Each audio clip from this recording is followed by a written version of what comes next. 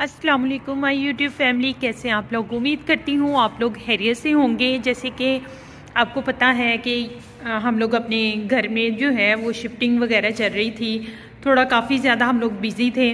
और इसके अलावा ये कि जो हमने अपना घर रेंट पे दिया हुआ था, सुबह से हम लोग काम कर रहे थे। बहुत ज़्यादा बिज़ी होने की वजह से मैं अपना व्लॉग नहीं आज डाल सकी। इंशाल्लाह नेक्स्ट जो है यानी ट्यूसडे वेडनेसडे को कल मैं अपना व्लॉग ज़रूर डालूँगी।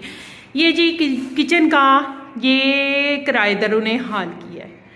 सीरियसली मैं और मेरे हस्बैंड सुबह से इसको साफ़ कर रहे हैं और ये साफ़ होने का नाम नहीं ले। सारा घर जो है इस तरह से इन्होंने गंदा किया हुआ है।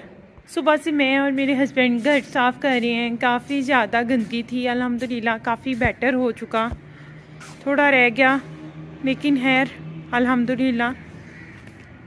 यहाँ पे भी धूप भी अच्छी थी, मौसम भी काफ़ी ज़्यादा अच्छा था, तो अच्छा दिन गुजर गया आज का। अच्छी तरह सफाई वगैरह हो गई है। ये देखें ज़रा, दीवारों के अंदर तक इन्होंने ख़राब कर दिया। फिर क्या उसको कहते हैं, वॉशरूम के दरवाजे तक तोड़ दिए, हर चीज़ को ख़राब किया ना।